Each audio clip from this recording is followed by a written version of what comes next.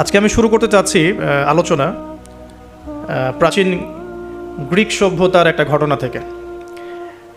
সত্যিকার অর্থে গ্রিকদের অনেক বড় হিস্ট্রি আছে। আমরা যারা হিস্ট্রির স্টুডেন্ট আছে এখানে, আমরা এটা জানি খুব ভালো করে যে গ্রিকদের কিন্তু একটা প্রাচীন হিস্ট্রি আছে। তো গ্রিকদের সাথে খ্রিশ্চান রিলিজিয়ন মানে খ্রিশ্চানিজম যেটা আমরা বলি, এর একটা সম্পর্ক আছে। নবী ঈসা আলাইহিস সালামের যুগে ঈসা আলাইহিস সালামের কিছু হাওয়ারি ছিল। হাওয়ারি মানে হচ্ছে সাহাবি, মানে রাসূল সাল্লাল্লাহু আলাইহি ওয়াসাল্লামের ক্ষেত্রে আমরা বলি সাহাবি, ঈসা আলাইহিস সালামের ক্ষেত্রে আমরা বলছি হাওয়ারি। তো ঈসা আলাইহিস সালাম এর যে কাছের হাওয়ারি বা অনুসারী ছিলেন, তাদের মধ্যে দুজনকে তিনি প্রাচীন গ্রিকের, প্রাচীন বলতে বোঝাচ্ছি তৎকালীন সময়কার গ্রিকের একটা ছোট্ট নগরী ছিল। নগরীটার নাম আন্তাকিয়া।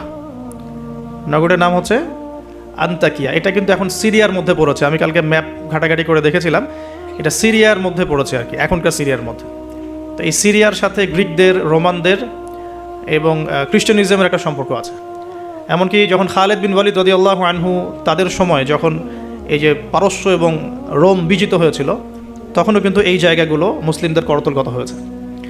তো এই আন্তাকিয়া শহরের মানুষরা তৎকালীন সময় ছিল মুশরেক। এক কথা কি ছিল? মুশরেক। আমরা মিলাতে পারি এটাকে আবু জেহেলের যুগের সাথে। আবু জেহেল, আবু লাহাব, উতবা, সাইবার যুগে যেমন একটা সমাজ ছিল শিরকে নিমজ্জিত, মূর্তি পূজা হতো, হ্যাঁ, মাধ্যম পূজা হতো, কবর পূজা হতো, মৃত মানুষের পূজা হতো ইত্যাদি।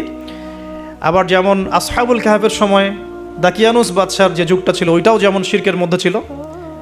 আবার ইব্রাহিম আলাইহিস সালামের সময় আজারের যুগটা, নমরুদের যুগটা যেমন ছিল, বা মূসা আলাইহিস সালামের সময় ফিরআউনের যুগটা যেমন ছিল, ঠিক ওই রকমই আন্তাকিয়ার যিনি রাজা ছিলেন ওই সময়কার যুগটা ছিল শিরক বা কুফরে নিমজ্জিত আর কি। তো এই ছোট্ট রাজ্যটাতে নবী ঈসা আলাইহিস সালাম তাওহীদের দাওয়াত দেওয়ার জন্য তার দুজন অনুসারীকে পাঠিয়েছিলেন। কয়জন ভাই? দুজন অনুসারীকে পাঠিয়েছিলেন। ওয়াদরিব লাহুম মাসালান আসহাবাল কারিয়া। আল্লাহ পাক এটা সূরা ইয়াসিনের মধ্যে বলেছেন, 13 থেকে প্রায় 32 নম্বর আয়াত পর্যন্ত পুরো লম্বা আলোচনা আছে, কিন্তু এই খুঁটিনাটি বিষয়গুলো সূরা ইয়াসিনের মধ্যে নাই। এগুলো তাফসির আপনাকে ঘাটতে হবে। একটা তাফসির যদি পড়েন মন কলিজা ঠান্ডা হয়ে যাবে, অন্তত একটা, সেটা হলো তাফসিরে জালালাইন। তাফসিরে জালালাইন এটা পড়লে কলিজা ঠান্ডা হয়ে যায়। অন্যগুলো পড়লে কলিজা একটু মনে হয় ক্ষুধা এখনও বাকি আছে আর কি। জালালাইন পড়লে মনে হয় যে ক্ষুধাটা মিটে গেছে, আলহামদুলিল্লাহ। এতটাই গভীর, আলহামদুলিল্লাহ, মাশাআল্লাহ। আমি এটা প্রিফার করি বেশি যে তাফসিরে জালালাইনটা বাসায় কিনবেন, পড়বেন। এটা মাদ্রাসার জন্য যেমন ভালো, জেনারেলদের জন্য ভালো, আর এটা মোটামুটি বাংলা অনুবাদ হয়ে গেছে এখন, আলহামদুলিল্লাহ। তো এখানে নবী ঈসা আলাইহিস সালাম দুজন হাওয়ারি বা দুজন রাসূল বলছি এই অর্থে, যিনি বার্তাবাহক এই অর্থে বলছি, রাসূল পাঠালেন ওই রাজ্যকে তাওহীদের আন্ডারে নিয়ে আসার জন্য, ওই রাজ্যের মধ্যে তাওহীদের দাওয়াত দেওয়ার জন্য। আমরা এখানে কিন্তু শিক্ষা পাচ্ছি, তার দাওয়াত বা দিনের প্রারম্ভিক বিষয় শুরু হবে তাওহীদ থেকে। দিনের প্রাথমিক বিষয় শুরু হবে কি থেকে? তাওহীদ থেকে। দিনের প্রাথমিক বিষয় খেলাফত থেকে শুরু হচ্ছে না। দিনের প্রাথমিক বিষয় কিন্তু রাষ্ট্র কায়েম থেকে শুরু হচ্ছে না, বরং দিনের প্রাথমিক বিষয় শুরু হচ্ছে তাওহীদের দাওয়াত থেকে। এবং দাওয়াত দিবে কারা? এইরকম রাসূল, মুখলেস, আল্লাহ পাকের একজন বাছাইকৃত বান্দা যারা। আমরা তো বাছাইকৃত রাসূল নই, তাহলে আমরা রাসূলদের অনুসারী হওয়ার ক্ষেত্রে যেন পরিপূর্ণতা অর্জন করতে পারি, এটা আমাদের টার্গেট থাকবে। মানে আমরা রাসূল হতে পারছি না, আমাদের এটা দরজা বন্ধ, কিন্তু সাহাবীদের মতো হওয়ার চেষ্টা করতে হবে, মানে আমাদের দরজাটা এখানে আর কি। তো এখন দাওয়াত দিতে গিয়ে তারা যখন শহরে ঢুকলেন, এখানে শহরের রাজার নাম কি ছিল ইত্যাদি মেনশন করা হয় নাই। কোরআন চুপ আছে, আমরাও চুপ আছি, ঠিক আছে। ঢোকার পথেই শহরের শুরুতেই একজন ব্যক্তির সাথে দেখা হলো। এই ব্যক্তি একজন কাঠমিস্ত্রি ছিলেন। কি ভাই? কাঠমিস্ত্রি। তো কাঠমিস্ত্রিকে নাজ্জার বলা হয়, আরবি দিয়ে কি বলা হয়? নাজ্জার। তো তাকে জিজ্ঞাসা করলেন দুজন রাসূল যে আপনার নাম কি? সে বলছে আমার নাম হাবিব বিন ইসরাইল। হাবিব বিন ইসরাইল। তো তিনি জিজ্ঞাসা করছেন আপনারা এখানে কেন এসেছেন? ওই দুজন রাসূল বলছেন যে আমরা এখানে তাওহীদের দাওয়াত দিতে এসেছি। কোন তাওহীদ? আপনাদের ইলাহকে, আপনাদের রবকে। তখন তিনি ওই রকম করে কথা বলছেন যে যেমনটা ইব্রাহিম আলাইহিস সালাম বলেছেন, আমার রব জীবিতকে মৃত্যু দিতে পারেন, মৃতকে জীবিত করতে পারেন। আমার রব, আমাদের রব আসমান থেকে বৃষ্টি বর্ষণ করেন, সেই বৃষ্টি দিয়ে এই মৃত জমিনকে জীবিত করেন, শস্য ফলান, সেগুলো আমরা খাই।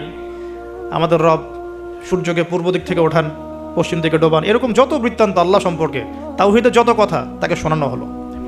তো তো সে ব্যক্তি একটা প্রশ্ন করে বসলো যে তাহলে কি আমাকে কোনো মোজেজা দেখাতে পারবেন কিনা? আপনি যে একত্ববাদের কথা বলছেন, এক আল্লাহর কথা বলছেন, কোনো মোজেজা দেখাতে পারবেন কিনা? এখন মনে করেন তো দেখি যে ঈসা আলাইহিস সালামের যুগের মোজেজা কি ছিল। এক এক যুগের মোজেজা কিন্তু এক একটা। মোজেজা বোঝেন কিনা? অলৌকিকত্ব, এটা নবীগণের মাধ্যমে প্রকাশ পায়। এটা আল্লাহর ক্ষমতা, এটা নবীদের ক্ষমতা নয়, কিন্তু আল্লাহ পাকের ক্ষমতা। নবীদের মাধ্যমে আল্লাহ প্রকাশ করান। আল্লাহ পাক এই জামানাতেও আল্লাহ পাকের ওলিদের মাধ্যমে ক্ষমতা প্রকাশ করাতে পারেন। আল্লাহ পাক এখনো ক্যাপেবল এটার জন্য। তো সেরকম মানুষ হতে হবে আগে, সেরকম মানুষ তো হতে হবে। অনেক আল্লাহর বান্দা আছেন, দেখবেন আপনার জন্য দোয়া করছে, আপনার সমস্যা দূর হয়ে গেছে, হয়নি? এমন হয়। তো আল্লাহ পাক, এটা তার ক্ষমতা না, ক্ষমতা কার? আল্লাহ পাকের। এখন ওই সময়কার মোজেজা ছিল কিন্তু কুষ্ঠ রোগীকে ভালো করে দেয়া, মনে আছে? অন্ধত্ব দূর করে দেয়া, এবং মৃত ব্যক্তিকে জীবিত করেছেন ঈসা আলাইহিস সালাম আল্লাহর হুকুমে, মনে আছে?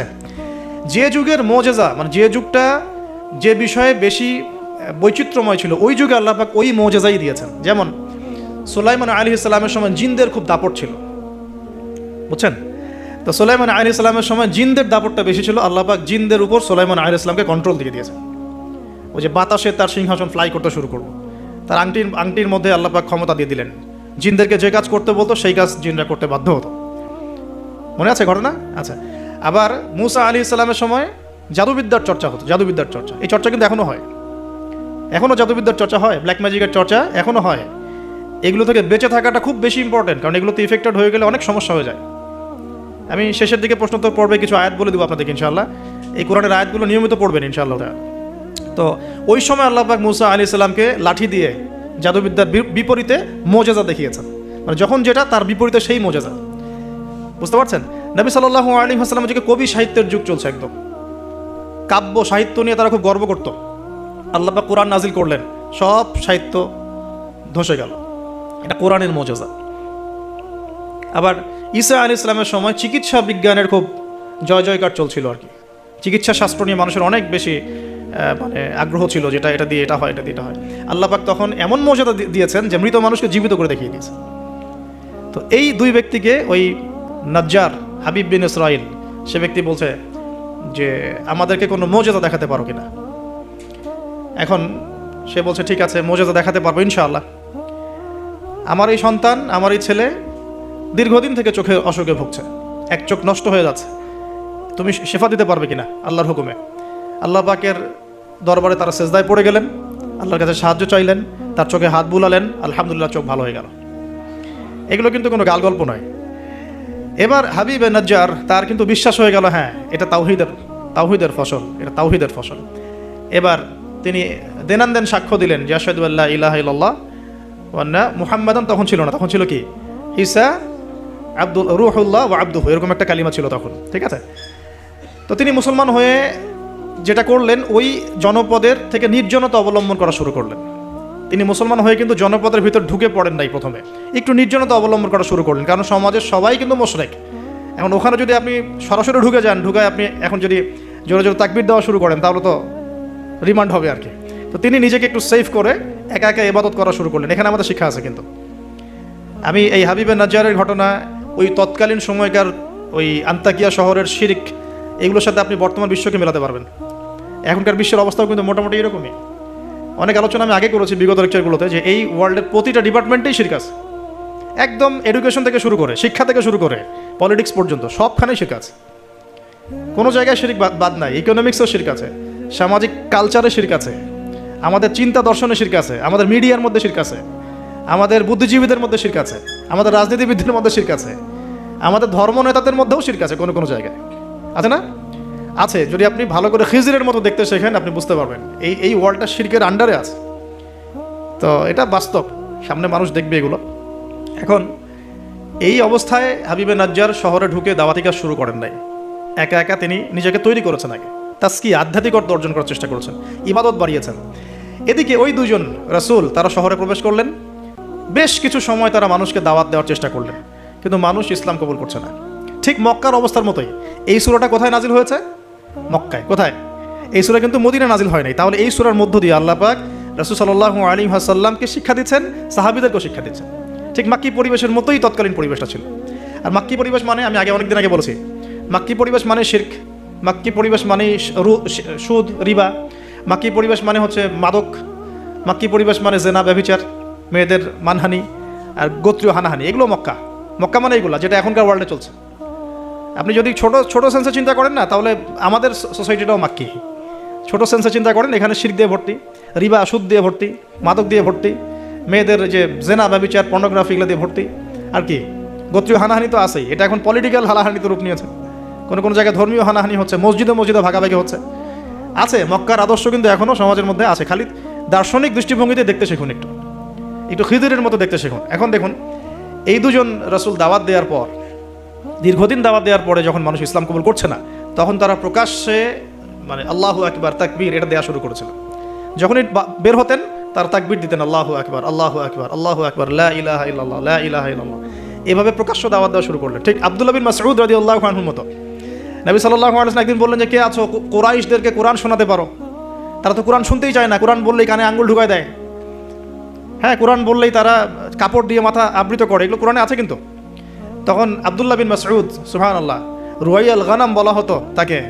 মানুষ তাচ্ছিল্য করতো, মানুষ তাকে তাচ্ছিল্য করতো। তার পা ছিল সরু, মানে চিকন সরু, পা দেখে আবু জেহেল হাসাহাসি করতো, সুবহানাল্লাহ। আর ওই পায়ের নিচেই আবু জেহেলের মৌতালা লিখেছিলেন, সুবহানাল্লাহ। ওই পা দিয়ে তার আবু জেহেলের বুকের উপর পাড়া দিয়ে তিনি তাকে গর্দান কেটেছেন বদরের মাঠে। খালি 13 বছরের ব্যবধান, সময়ের ব্যবধান, খালি জাস্ট টাইম টক্স, মানে সময় কথা বলে, কথা বলে না, সময় কথা বলে। এই আব্দুল্লাহ বিন মাসউদ রাদিয়াল্লাহু আনহুর পায়ের তলেই আবু জেহেল আবার মারা গেছে। তো এই আব্দুল্লাহ বিন মাসউদ রাদিয়াল্লাহু আনহু বললেন যে, আমি শোনাবো কুরাইশদেরকে কোরআন ইনশাআল্লাহ। তারপর তিনি বের হয়ে কাবা ঘরের সামনে গিয়ে আর রহমান আল্লামাল কোরআন খালাকাল ইনসান এই তেলাওয়াত শুরু করলেন। বাস, মায়ের শুরু হলো। এখন যদি আপনি বের হয়ে সবার সামনে বলেন, আল্লাহর হুকুম ছাড়া কোনো হুকুম নাই, ইনিল হুকমু ইল্লা লিল্লাহ, আল্লাহর হুকুম ছাড়া কোনো হুকুম নাই, ওয়া মান লাম ইয়াহকুম বিমা আনজালাল্লাহু ফাউলাইকা হুমুল কাফিরুন, মায়ের একটা মাটিতে পড়বে? একটাও গায়েবই হয়ে যেতে পারেন আপনি, নাই নাই, আউট অফ হিস্ট্রি। আপনি আপনার কথা মানুষ ভুলে যাইতে পারে, হয় না এমন? আর যদি জাতিসংঘে গিয়ে বলেন যে এর যত বেজ আছে সব শিরকের উপর আছে, সারা ওয়ার্ল্ডের মধ্যে শুধু ইসলামিক খেলাফা চলবে, তাইলে কি হবে? তো এই অবস্থা হয়েছে আব্দুল্লাহ বিন মাসউদ রাদিয়াল্লাহু আনহুর। বেচারা মক্কায় গিয়ে কাবা ঘরের সামনে গিয়ে বলছে, লা ইলাহা ইল্লাল্লাহ, আল্লাহ ছাড়া কোনো মাবুদ নাই, আর রহমান আল্লামাল কোরআন খালাকাল ইনসান আল্লামাহুল বায়ান ফাবিআইয়ি আলাই রাব্বিকুমা তুকাযযিবান। বাস, আবু জেহেল, আবু লাহাব, উতবা, সাইবা সবগুলো মেরে মারা শুরু করেছে। তাহলে শিক্ষা হচ্ছে এগুলো সুন্নত। শিক্ষাটা কি? দিনের পথে যদি সত্যিকার কেউ ইফোর্ট দেয়, তাহলে এই জিনিসগুলো তার ভাগ্যে আসবে। এই নির্যাতন, নিপীড়ন বা অপদস্থতা তার ভাগ্যে আসবে। যাদের ভাগ্যে আসছে না, 100% বলতে পারবো যে সেটা সঠিক পথ নয়, 100%। হ্যাঁ, সঠিক পথের ডানে বামে আমরা চোরা রাস্তা খুঁজি। তো এই সঠিক ক, সঠিক খ, সঠিক গ, হ্যাঁ, সঠিক অল্প সঠিক, বেশি সঠিক, একটু বেশি সঠিক, মানে এরকম আর কি। সত্যিকার অর্থে ওই রকম সঠিক পথে গেলে এগুলো আসবেই। তো এটা একটা ফলসিফিকেশন টেস্ট। যাদের উপর এগুলো আসতেছে, সন্দেহ নাই যে ইনশাআল্লাহ তারা সঠিক পথে আছে। তারা সারা দুনিয়া থাক না থাক, ওই ব্যক্তি সঠিক পথে আছে, না হলে তার উপরে এগুলো আসতো না। এখন যাই হোক, ওইদিকে যাচ্ছি না আমি। এখানে এই দুজন রাসূল সেম ভূমিকা পালন করলেন। ব্যাস, এবার রাজা তাকে গ্রেফতার করা শুরু করলেন। কোন রাজা? আন্তাকিয়া শহরের রাজা। রাজা কিন্তু খ্রিস্টান ধর্মাবলম্বী ছিলেন। রাজা খ্রিস্টান ধর্মাবলম্বী ছিলেন না। খ্রিস্টান ধর্মাবলম্বী হওয়ার জন্য ঈসা আলাইহিস সালাম তাকে দাওয়াত দিচ্ছিলেন এই দুজন রাসূলের মাধ্যমে। তো রাজা তখন এই দুজন ব্যক্তিকে ধরে রেখে দিল। এই দুজন ব্যক্তির নাম এক একটা কিতাবে এক এক রকম এসেছে। আমি 3টা নাম পেয়েছি আর কি। একটা হচ্ছে, প্রথম ব্যক্তির নাম ছিল ইউহান্না, হ্যাঁ। দ্বিতীয় ব্যক্তির নাম ছিল রাসূল, কিন্তু তারা মানে কার রাসূল? ঈসা আলাইহিস সালামের প্রেরিত দূত। এই দূত অর্থে বলছে রাসূল।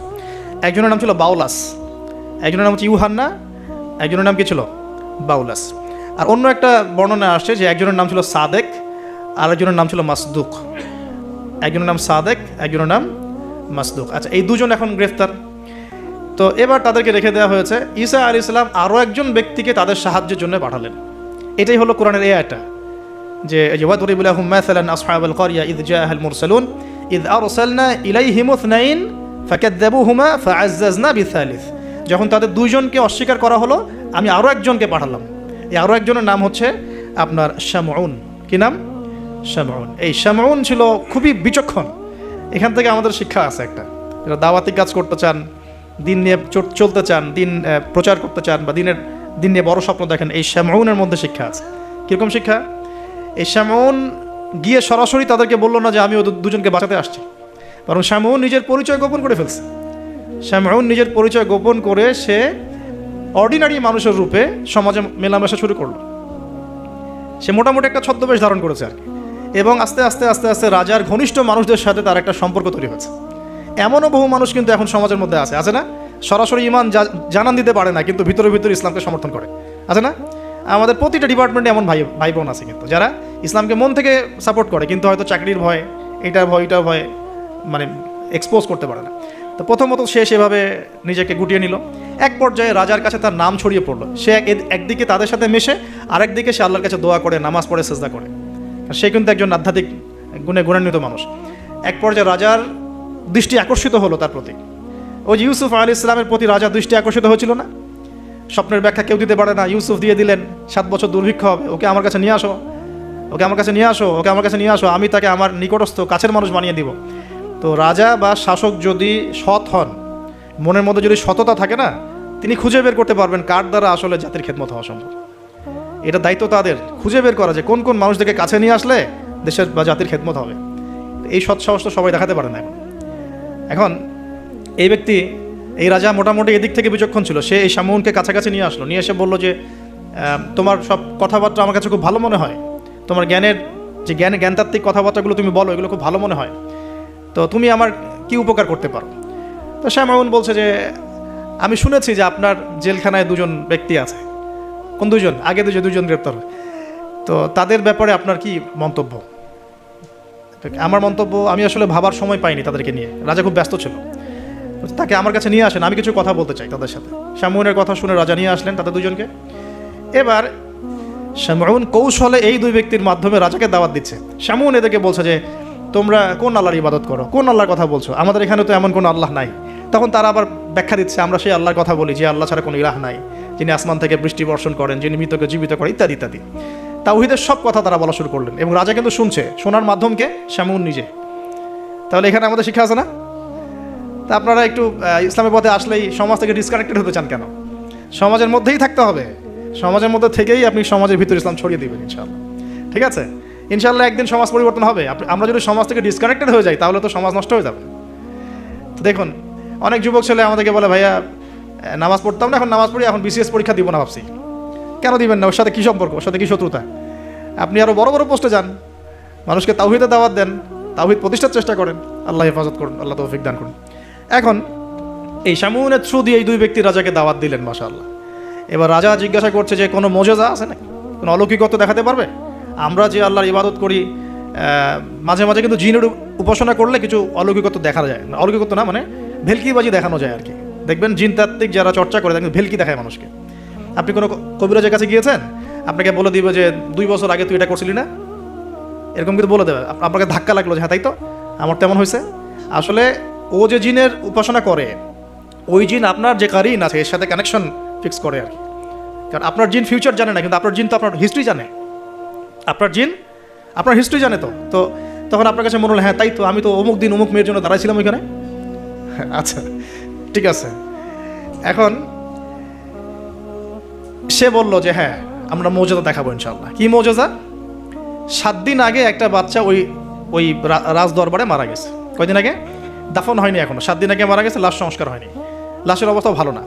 এখন এই 2 ব্যক্তি আল্লাহর কাছে দোয়া করলেন, আল্লাহ আজকে যদি তুমি মৌজুদা আমাদের হাত দিয়ে আমাদের মাধ্যমে দেখাও, ইনশাআল্লাহ এরা তাওহীদের উপর চলে আসবে। তো আল্লাহ রাব্বুল আলামিন মুজিজা দেখালেন, ওই 7 দিনের মৃত বাচ্চা জীবিত হয়ে উঠল। এবার জীবিত হয়ে সে বলে উঠল যে আমি আসমানে দেখেছি, এই বাচ্চা বলছে, এবার আমি আসমানে দেখেছি একজন সুন্দর, মানে চুলের বর্ণনা দেওয়া হয়েছে যে আমরা যেটাকে সিল্কি চুল বলি আর কি, লম্বা কাত পর্যন্ত সিল্কি চুলওয়ালা একজন মানুষ, একজন ব্যক্তি 3 জনের জন্য আল্লাহর কাছে দোয়া করছে। কয়জনের জন্যে? তার মানে সে মেবি ঈসা আলাইহিস সালামের দিদার পেয়েছে, মেবি, আল্লাহ ভালো জানেন, এটা বারজাক। এখন রাজা এবার হকচকিয়ে গেল, 3 জনকে কি? আমরা তো 2 জন জানি, 3 জনকে? তখন ওই ব্যক্তি বলছে শামউন একজন, এই ব্যক্তি একজন। তখন শামউন দেখলেন যে রাজার এর উপর বেশ প্রতিক্রিয়া সৃষ্টি হয়েছে কথার উপরে। তখন শামউন আরও বড় চাপ দিল এই 2 জনকে যে না, তোমাদের এটা হয়তো কোনো জাদু হতে পারে। শামউন, তোমাদের কোনো জাদু হতে পারে, আমাদের এই রাজার এক মেয়ে মারা গেছেন, তোমরা পারলে তাকে জীবিত করে দেখাও দেখি। এবার তারা 2জন আবার সেজদায় পড়ে গেলেন, আল্লাহর কাছে দোয়া করলেন। আল্লাহ রাব্বুল আলামিন ওই রাজার দীর্ঘদিন আগে মৃত্যুবরণকারী একজন মেয়ে তাকে কবর থেকে জীবিত করে তুলে দিলেন।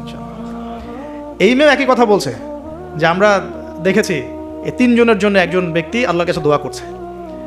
এবার মাশাআল্লাহ মুজিজা প্রকাশ পেয়ে গেল। কিন্তু এই মুজিজা প্রকাশ পাওয়ার পরেও আপনারা তো জানেন যে ফেরাউনের সামনে কতগুলো মুজিজা দেখানো হয়েছে। 9টা, কয়টা?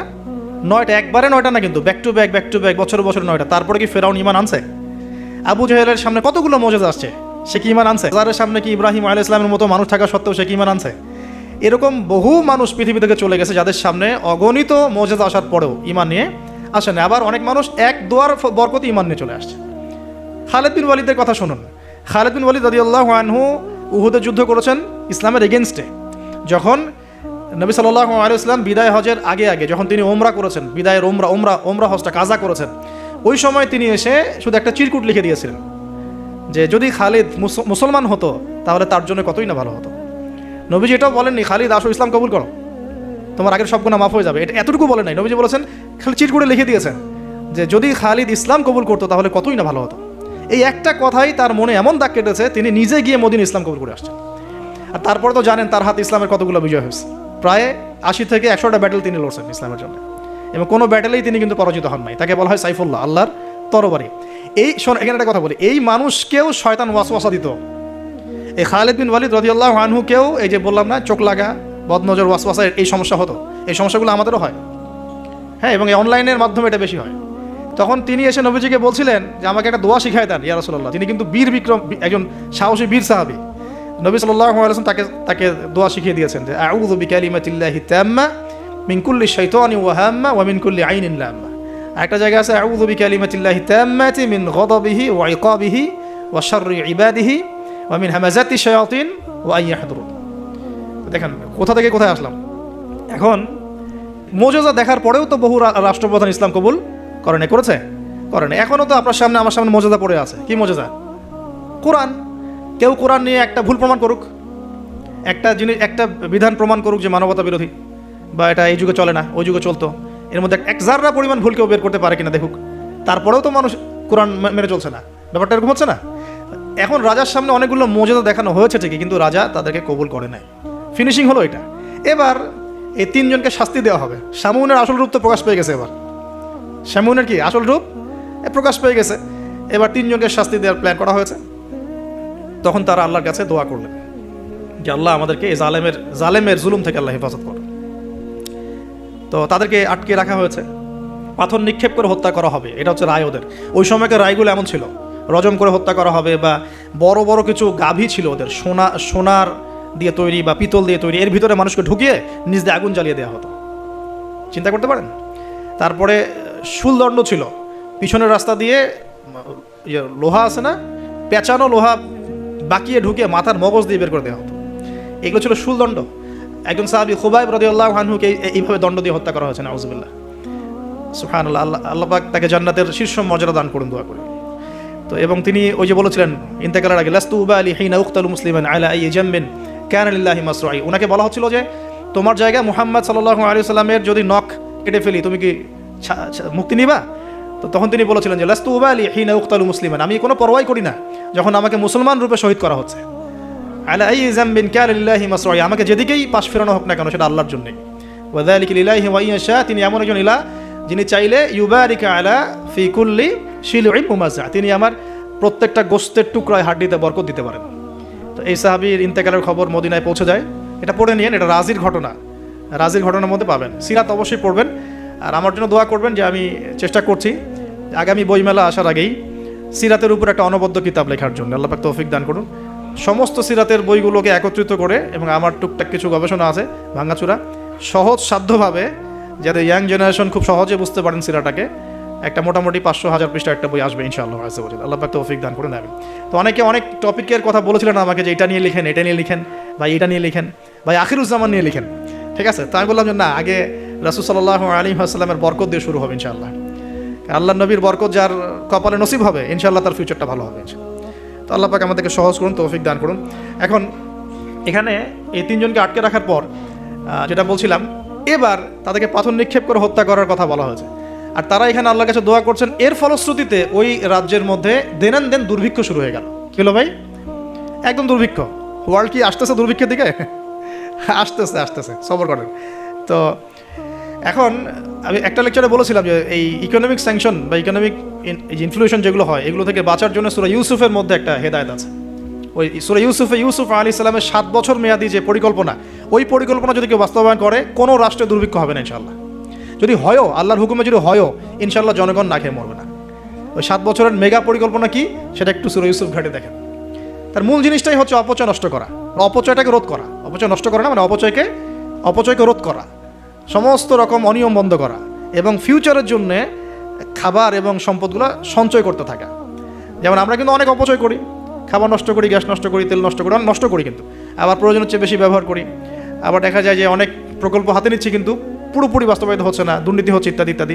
এগুলোকে যদি বন্ধ করা যায়, আপনি ইন ফিউচার একটা জাতির ইকোনমিক বিষয়টা সাস্টেইন করতে পারবেন ইনশাআল্লাহ। তো আমি ইকোনমিক্স নিয়ে অন্য একদিন ইনশাআল্লাহ কোনো একটা সেমিনার করবো ইনশাআল্লাহ তাআলা। আজকে বলছি এতটুকু যে ইউসুফ আলাইহিস সালামের অর্থনৈতিক যে মেগা পরিকল্পনা 7 বছর, এটা যে নিতে পারবে, যে সমাজ, যে রাষ্ট্র, গেইন করবে ইনশাআল্লাহ, সাকসেস। এই জিনিসগুলো আমাদের ঊর্ধ্বতন কর্তৃপক্ষদেরকে বোঝানো উচিত, দাওয়াতটা পৌঁছানো উচিত। হয়তো বা তারা জানেন না, এমন হতে পারে যে তাদেরকে যুগের সাথে তাল মিলিয়ে কেউ বোঝাতে পারেনি এখন পর্যন্ত, এমন হতে পারে।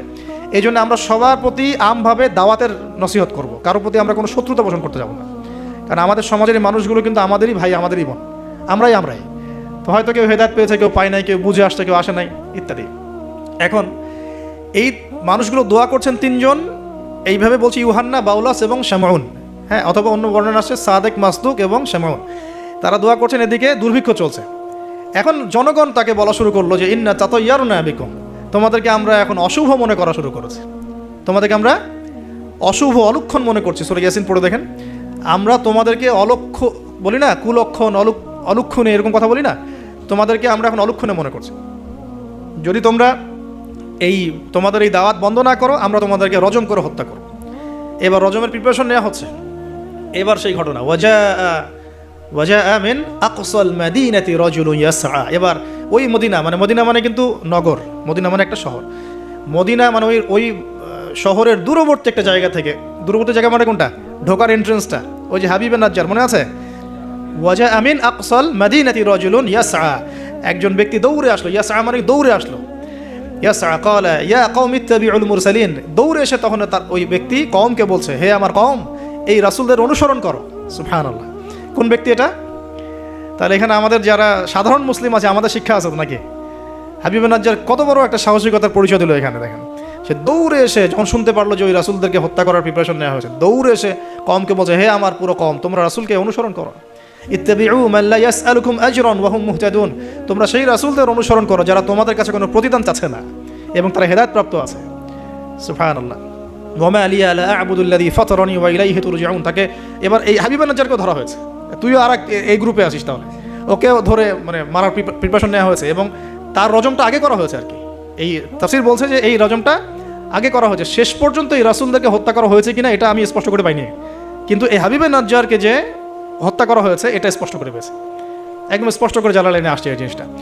এখন তাকে ধরা হলো, তুইও তাদের গ্রুপের মধ্যে একজন। তো সে বলছে, ওয়া মা লিয়া লা আ'বুদুল্লাযী ফাতারানি ওয়া ইলাইহি তুরজাউন, আমি কেন আল্লাহর ইবাদত করব না? তার অ্যানসারটা এরকম, আমি কেন আল্লাহর ইবাদত করব না যে আল্লাহ আমাকে এভাবে সৃষ্টি করেছেন এবং তার কাছে আমাকে ফিরে যেতে হবে? কোন লজিকে আমি তার ইবাদত করব না? মানে তাওহীদের যত রকম সংজ্ঞা তিনি শেখালেন, বললেন, বুঝালেন, মানুষ বুঝতে চাইল না। এবার তাকে রজম করা হচ্ছে। এবং সুবহানাল্লাহ, ওয়া মা লিয়া লা আ'বুদুল্লাযী ফাতারানি ওয়া ইলাইহি তুরজাউন আ'তাখিযু মিন দুনিহি আলিহা ইন ইউরিদনি রহমানু বিদুররিন লা তুগনি আন্নী শাফাআতুহুম শাইআ ওয়া লা ইউনকিযুন ইন্নী ইযাল লাফি দালালিম মুবিন। তিনি বলছেন যে আল্লাহ আমাকে সৃষ্টি করেছেন, সে আল্লাহর আমি ইবাদত না করে আমি কার ইবাদত করব? আল্লাহ রাব্বুল আলামিন যদি আমাকে কোনো কল্যাণ করতে চান, কেউ ঠেকাতে পারবে না। আল্লাহ পাক যদি কোনো অকল্যাণ করতে চান, কেউ আমাকে বাঁচাতে পারবে না। আর আমি যদি এই তাওহীদ জানার পরেও শিরকে যাই, তাহলে আমি স্পষ্ট বিভ্রান্তির মধ্যে থাকবো। তার লজিকগুলো কত চমৎকার। এবার তাকে হত্যা করা হচ্ছে আর কি। হ্যাঁ, সুবহানাল্লাহ। ইন্নী ইযাল লাফি দালালিম মুবিন ইন্নী আমানতু বিরাব্বিকুম ফাসমাউন। সে বলছে, ইন্নী আমানতু বিরাব্বিকুম ফাসমাউন, তোমরা আমাকে হত্যা করছো কিন্তু জেনে রাখো যে আমি, তোমরা শুনে রাখো, জেনে রাখো না, ফাসমাউন তোমরা শুনে রাখো, তোমরা আমাকে হত্যা করছো করো, কিন্তু শুনে রাখো যে আমি ঈমান এনেছি আমার রব এবং তোমাদের সবার রবের প্রতি। আমি তোমাদের এইসব তন্ত্রমন্ত্র, শিরিক, কুফর এসবে বিশ্বাস করি না।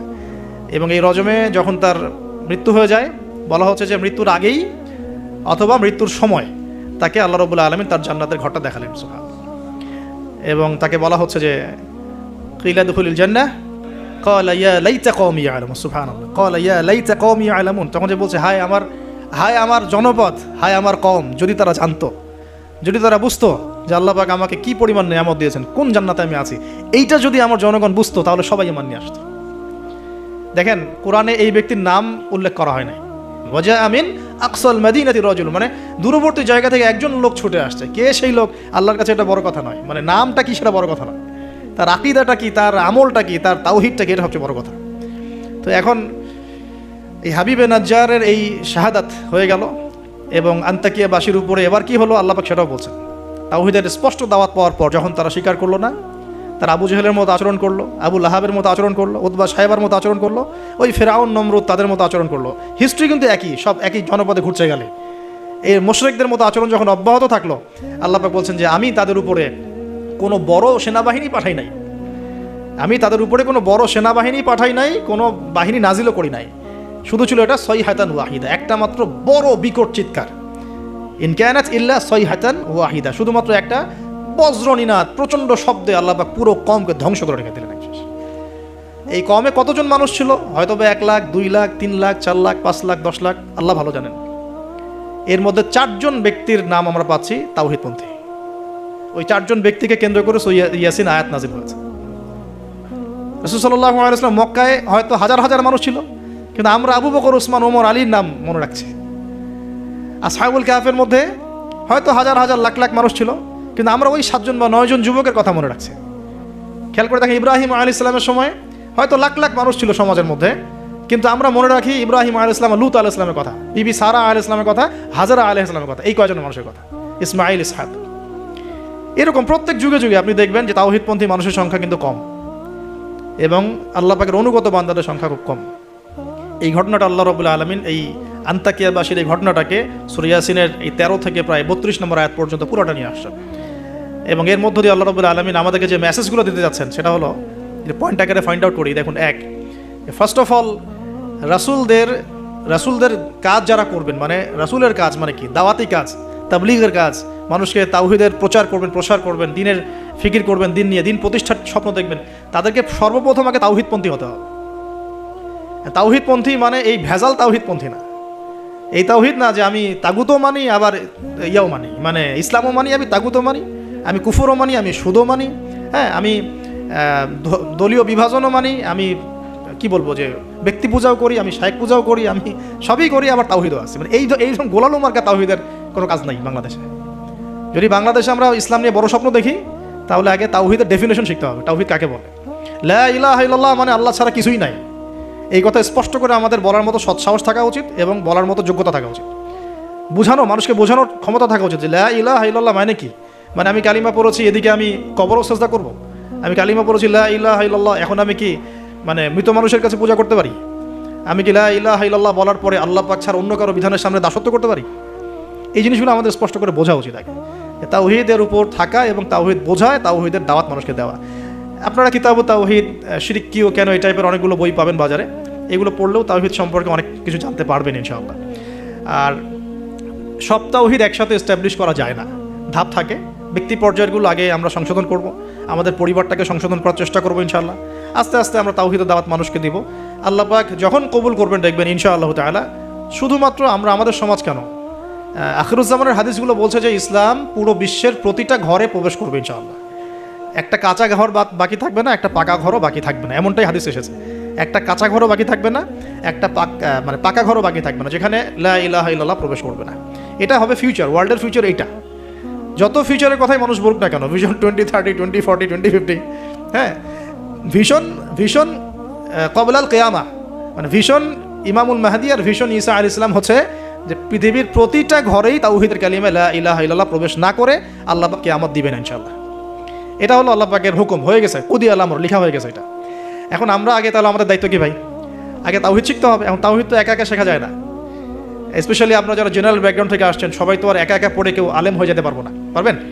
অতএব এখানে দৃষ্টিভঙ্গি আগে প্রশস্ত রেখে উলামায়ে কেরামের দ্বারস্থ হন।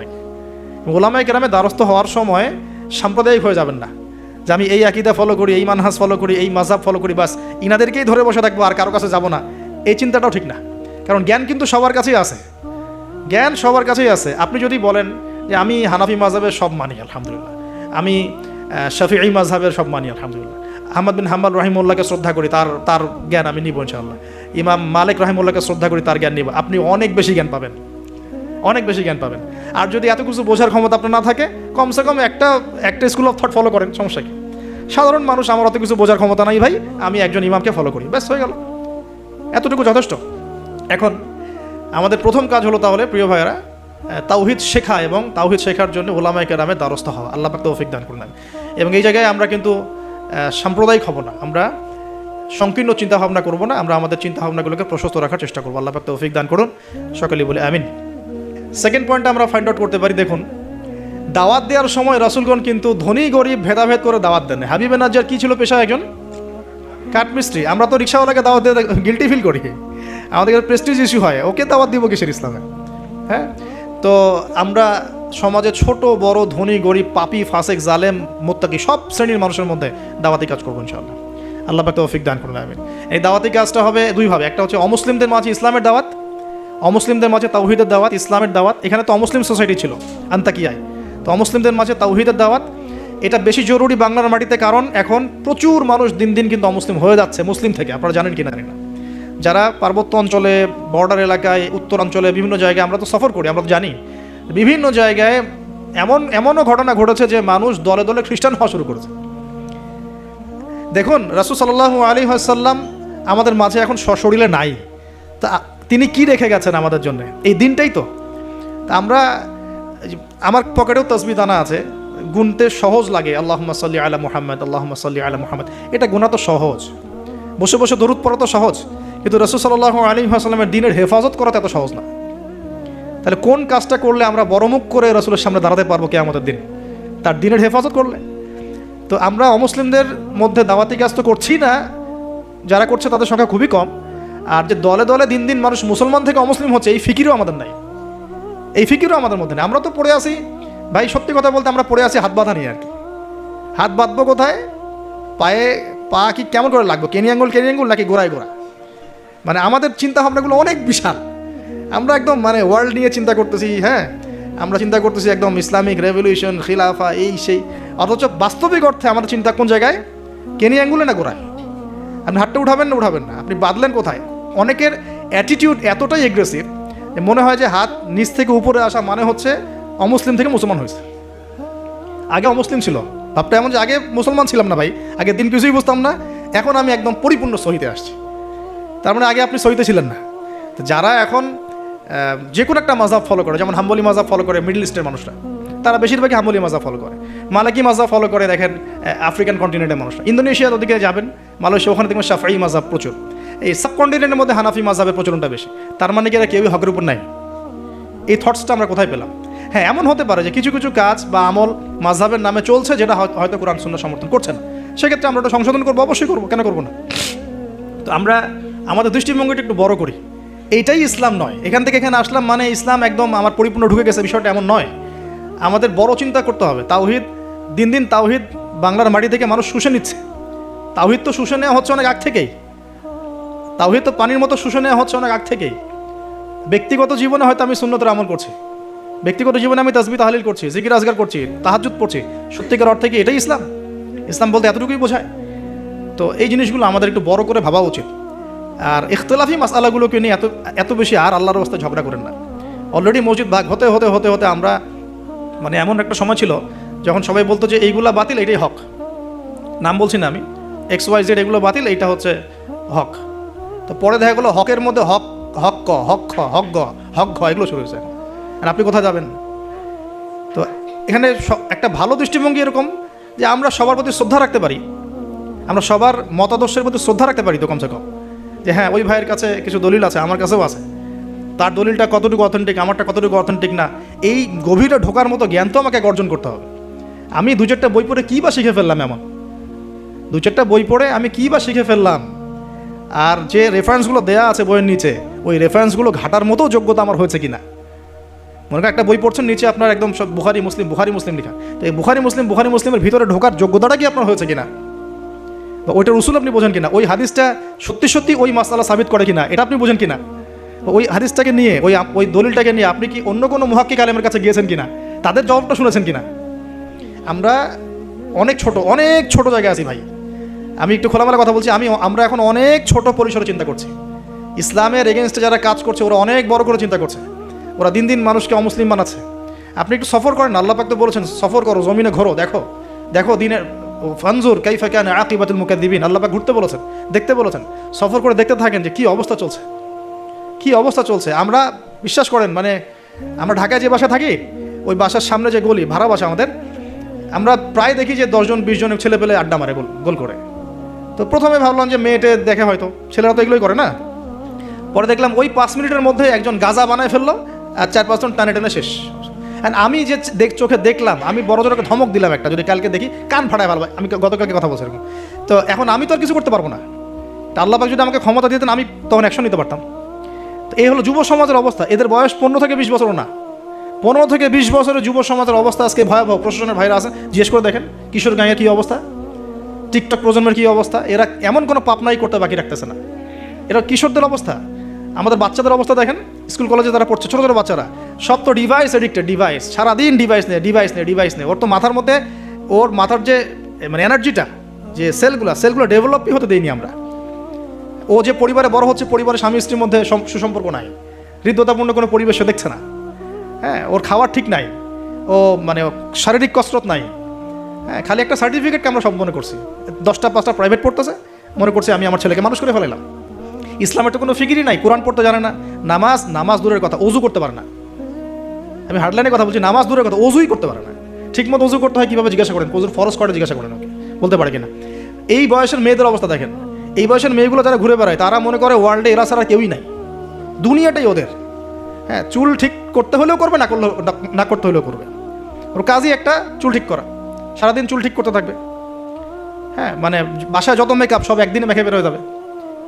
মানে মানুষকে দেখাতে হবে, আমাকে মানুষ দেখুক, সুন্দর বলুক। এদেরকে টার্গেট করেছে কিছু বাণিজ্যিক লোকজন, ওরা শিখিয়েছে এদেরকে তুমি সুন্দর না, তোমাকে সুন্দর হতে হবে। ব্যাস স্নো পাউডার শুরু হলো। তারপর থেকে ওকে আগে বুঝাইছে, মাথার মধ্যে ঢুকাইছে তুমি সুন্দর না, তোমাকে আরও সুন্দর হতে হবে। ব্যাস তারপরে যে এই ক্রিম সেই ক্রিম ব্যবসা শুরু হয়ে গেল, এই পার্লার সেই পার্লার। মানে এই মেয়েগুলার, আপনি বিশ্বাস করেন, এই টিকটক প্রজন্মের কথা বলছি, কিশোর গ্যাংয়ের কথা বলছি, ছেলেরা যতটা না বদ, এই মেয়েদের একটা বড় অংশ তার চেয়ে অনেক বেশি বদ, অনেক বেশি। তারা চায়, কিছু মেয়ে চায় যে তাকে যেন টিস করা হয়, কিছু মেয়ে চায় যে সে ছেলের পিছনে বাইকে করে ঘুরবে। এখন রাতের বেলা বা অন্য কোনো সময় যদি এই ছেলে 4-5টা মিলে এখন এই মেয়েটাকে রেপ করে ফেলায়, এখানে কি সম্পূর্ণ দোষ শুধুমাত্র ছেলেটারই? আমাকে অ্যান্সার দেন দেখি। ওই মেয়েটা কেন ওখানে ঘুরতে গেল ওর সাথে? ওর বাবা কী করছিল, ওর ভাই কী করছিল?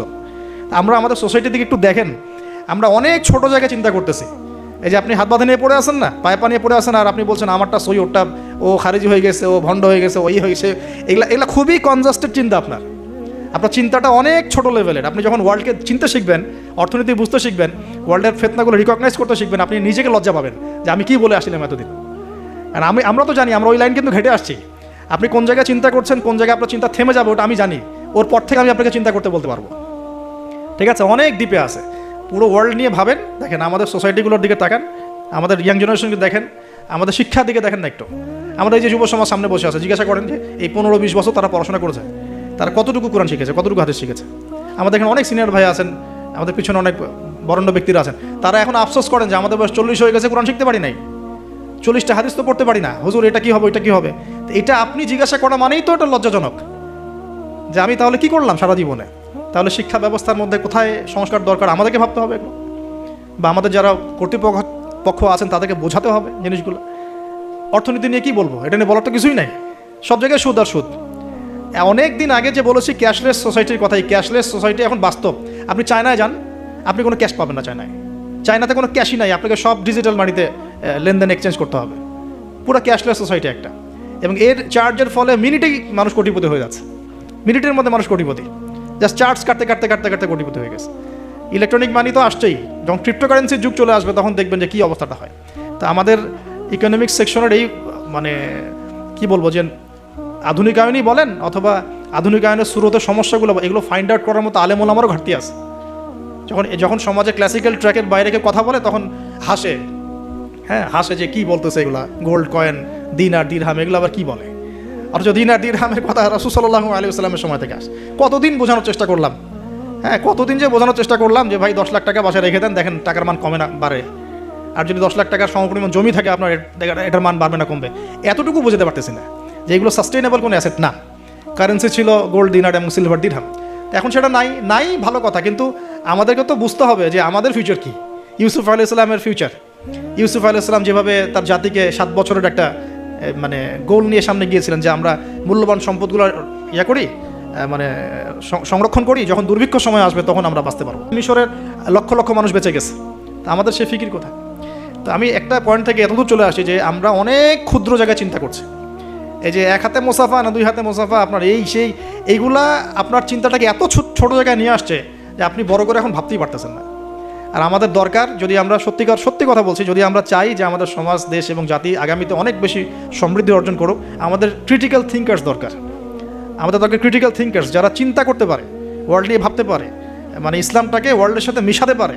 ইসলাম একদিকে পড়ে থাকবে আর ওয়ার্ল্ড একদিকে চলে যাবে, তাহলে তো হইল না কিছু।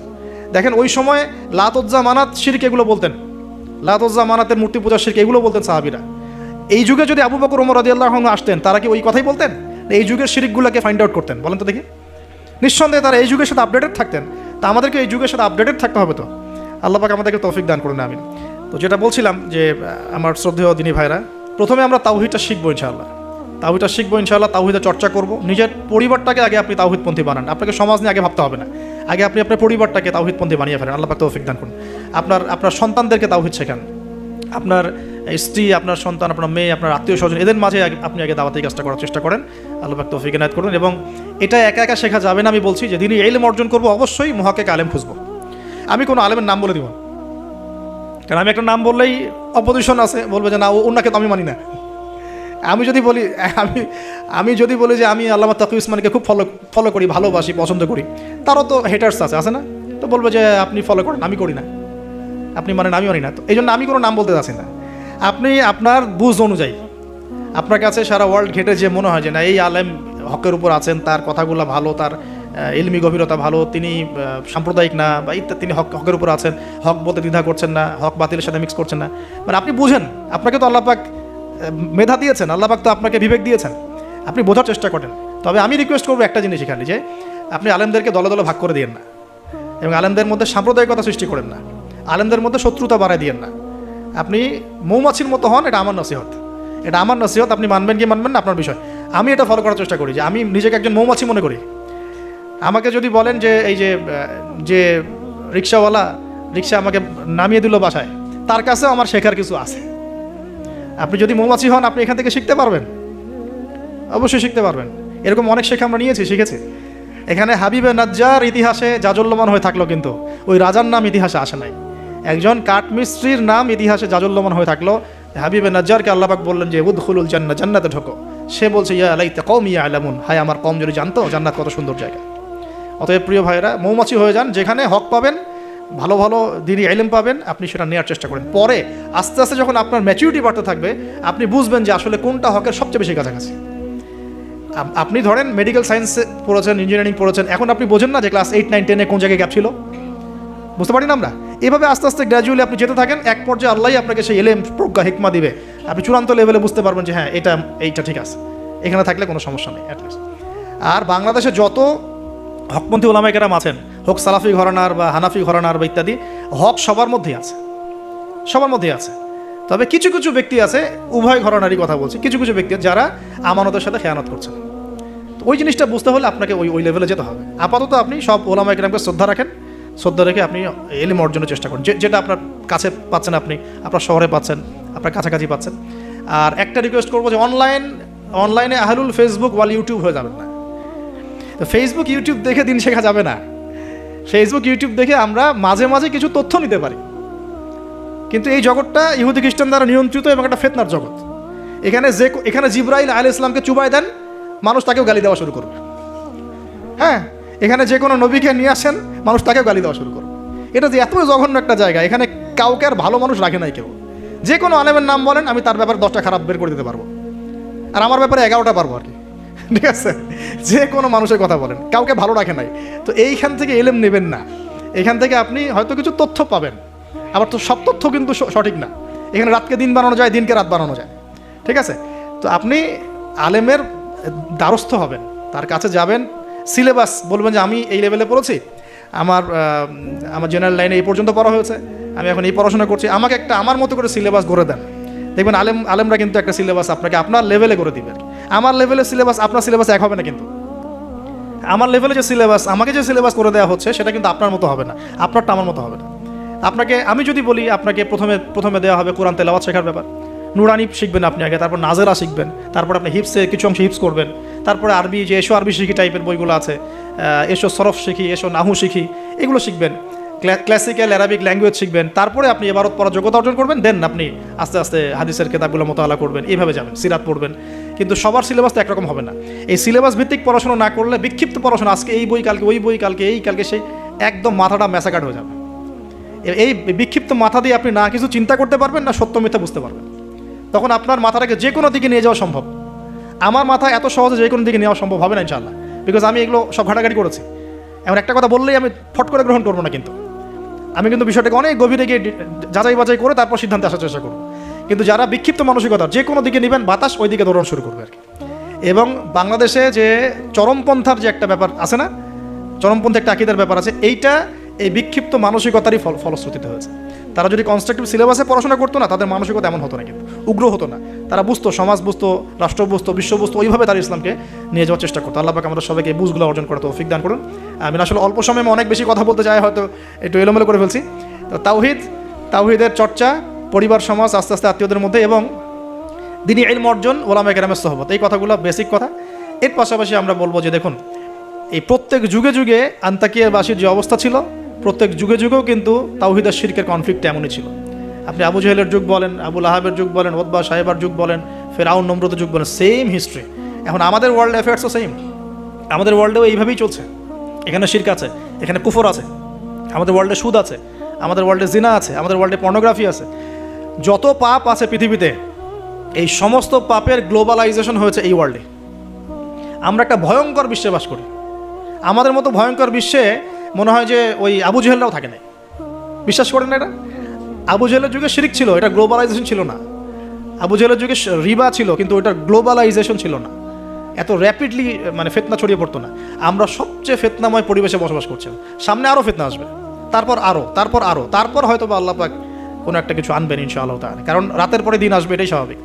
তো এখন এই ফিতনাগুলো পরিবেশে আমাদের কীভাবে আমরা চলবো? তাহলে ফার্স্ট অফ অল আমাদের ইলম অর্জন এক নাম্বার।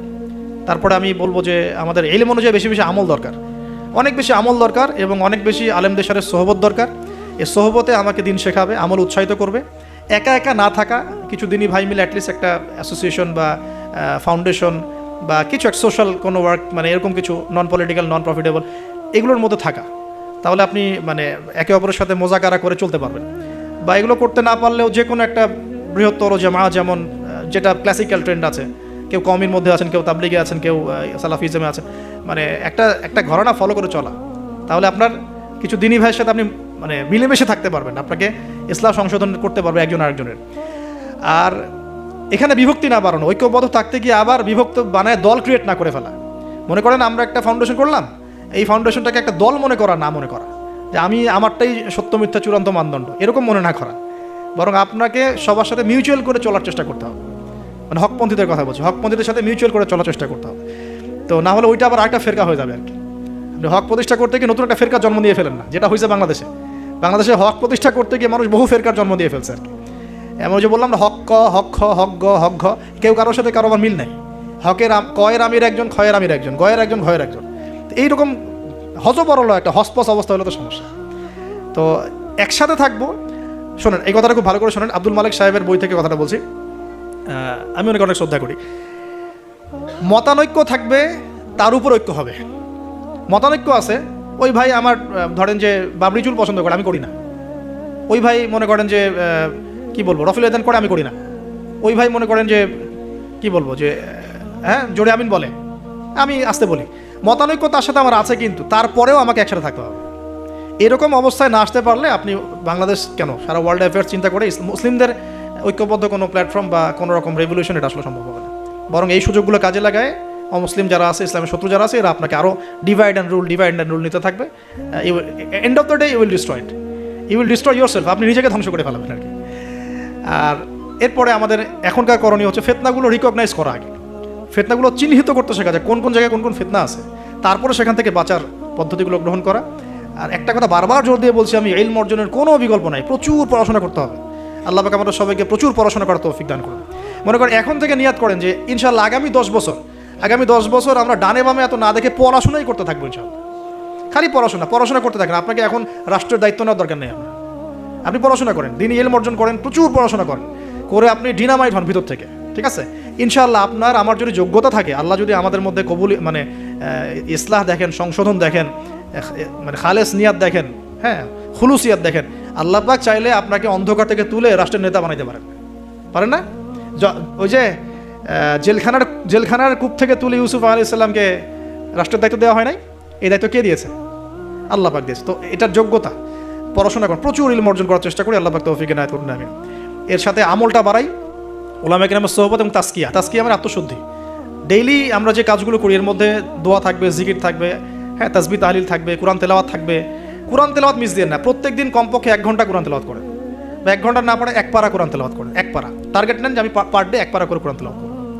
এবং আমার ওস্তাদ আমাকে নসিহত করেন, ওনার নাম হাবিবুর রহমান, উনি বলছেন যে তিনটা কাজ কোনোদিন ছাড়বা না, কোনোদিনও ছাড়বা না। এক হচ্ছে প্রতিদিন কোরআন নর্মাল তো তেলাওয়াত করোই, একটা পৃষ্ঠা হলেও অর্থসহ পড়বে, একটা পৃষ্ঠা হলেও অর্থসহ। এই যে 5টা আয়াতের উপর আমরা কিন্তু আজকে আলোচনা করলাম, 4-5টা আয়াতের উপরে অর্থসহ পড়বে। 2 নাম্বার হচ্ছে রাসূল সাল্লাল্লাহু আলাইহি ওয়াসাল্লামের হাদিস 4-5টা করে প্রতিদিন পড়ার চেষ্টা করো, একটা বিশুদ্ধ বই থেকে। আর রাসূলের সিরাত, জীবনী 2-3টা পৃষ্ঠা হলেও পড়ার চেষ্টা করো প্রতিদিন।